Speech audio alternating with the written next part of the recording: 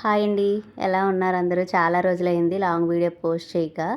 ఇంకొక 10 డేస్ పైన అయిపోయి ఉంటదేమో. ఇంకా ఈరోజైతే అందుకే దమ్ బిర్యానీ పోస్ట్ చేద్దామని అనుకున్నాను. ఫస్ట్ టైం అసలు దమ్ బిర్యానీ వీడియో పెట్టడం. నేను అసలు బిర్యానీస్ ఏమి ఇప్పటివరకు పెట్టలేదు. నార్మల్‌గా వెజ్ పలావ్ అలాంటివి పెట్టాను తప్ప ఇలాంటివి ఏం పెట్టలేదు. ఇంకా నేనైతే ఎప్పుడు ఇలానే చేస్తాను దమ్ బిర్యానీ. ఒక్కొక్కరు ఒక్క స్టైల్‌లో చేస్తారు. ఎక్కువ ప్రాసెస్ ఏమీ నేనైతే పెట్టుకోను. నేనైతే హాఫ్ కేజీ చికెన్ తీసుకొని బాగా క్లీన్ చేసుకొని అందులోనే సరిపడా కారము, ధనియాల పొడి, జీలకర్ర పొడి, ఉప్పు, గరం మసాలా, పెరుగు వేసుకున్నాను. కొంచెం నిమ్మరసం కూడా వేసుకొని బాగా కలిపేసి పక్కన పెట్టేసుకున్నాను. ఇంకా బాస్మతి రైస్ అయితే ఒక 2 గ్లాసులు నానబెట్టుకున్నాను. అవి కూడా ఒక హాఫ్ అన్ అవర్, చికెన్ కూడా ఒక హాఫ్ అన్ అవరే నానబెట్టుకున్నాను.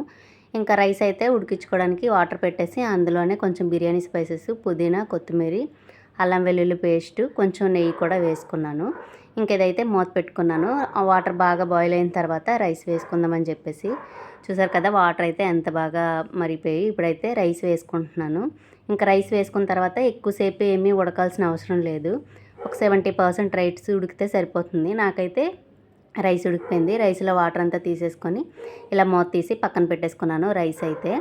ఇంకా బిర్యానీ కోసం అయితే ఇంకో వేరే గిన్నె పెట్టుకొని అందులోనే ఒక స్పూన్ నెయ్యి, కొంచెం ఆయిల్ అయితే వేసుకున్నాను. ఇంకా నేను దీనికి వేరేగా ఆనియన్స్ ఏమీ సపరేట్గా ఫ్రై చేసి వేయడం అలాంటివి ఏం చేసుకోలేదు. అంత పెద్ద ప్రాసెస్ చేయాలని ఏమి అనిపించలేదు. ఇంకా డైరెక్ట్గా ఆయిల్, నెయ్యి వేసుకొని అందులోనే కొన్ని బిర్యానీ స్పైసెస్ వేసుకొని ఉల్లిపాయలు, పచ్చిమిరపకాయలు అయితే వేసుకున్నాను.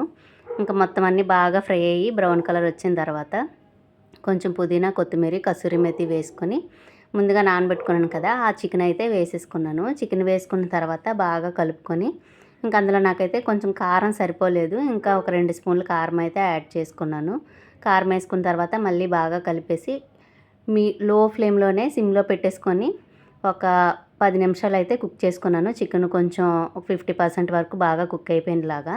ఇంకా అది బాగా కుక్ అయిపోయిన తర్వాత అయితే మన రైస్ కూడా అయిపోయింది కదా, ఇంకా అందులోనే అది రైస్ కూడా పైన వేసేసి 2 బాగా అంటే కలపలేదు. పైన అది వేసేసి దానిపైన కొంచెం నెయ్యి వేసుకొని కొంచెం పుదీనా, కొత్తిమీర వేసుకొని మూత పెట్టేసి నేనైతే కిందన ఐరన్ పాన్ పెట్టాను. ఐరన్ పాన్ పైన బిర్యానీ డెక్స పెట్టాను. అంటే మళ్ళీ అడుగు మాడిపోతుందేమో దమ్ పెట్టినప్పుడు, స్టీల్ది కదా అందుకని చెప్పేసి కిందనైతే ఐరన్ తవ పెట్టుకున్నాను. నార్మల్గా ఏమీ పెట్టకపోతే స్టీల్ది కాబట్టి తొందరగా మాడిపోయే ఛాన్సెస్ ఉంటాయి. అందుకని ఐరన్ది పెట్టుకొని దానిపైన బిర్యానీ గిన్నె పెట్టాను. ఇంకా మూత పెట్టేసుకొని ఏదైనా బరువు పెట్టుకుంటే దమ్ అనేది బాగా అవుతుంది కదా, అందుకని చెప్పేసి నేనైతే మసాలా రై పెట్టుకున్నాను. ఇంకా అలా పెట్టిన తర్వాత ఐ ఫ్లేమ్ ఏమీ పెట్టలేదు. ఎందుకంటే ఐరన్ పాన్ పెట్టిన తర్వాత ఐరన్ పాన్ బాగా హీట్ చేశాను ఒక 10 మినిట్స్. అందుకని ఐ ఫ్లేమ్లో పెట్టలేదు. డైరెక్ట్గా లో ఫ్లేమ్లోనే పెట్టేశాను. ఇంకా అది అయ్యేలోపు గిన్నెలు అయితే క్లీన్ చేశాను. ఏదైనా చేసామంటే ముందు వచ్చేవి ఎక్కువగా గిన్నెలే. ఇంకా అవన్నీ అయిపోయిన తర్వాత అవి అయినప్పటికీ ఇది కూడా అయిపోయింది. బిర్యానీ అయితే పొడి పొడిగా చాలా బాగా వచ్చింది. నేను ఇందులో కలర్లు కానీ అలాంటివి ఏమీ వేయలేదు. సింపుల్గానే చేసేసుకున్నాను. ఇంకా చాలా బాగుంది. బిర్యానీ పొడి పొడిగా బాగా వచ్చింది. రైస్ కూడా బాగా కుక్ అయ్యింది. టేస్ట్ చాలా బాగుంది. ఎవరైనా ట్రై చేయాలనుకుంటే సింపుల్గా ఇలా ట్రై చేయండి. Thank you for watching.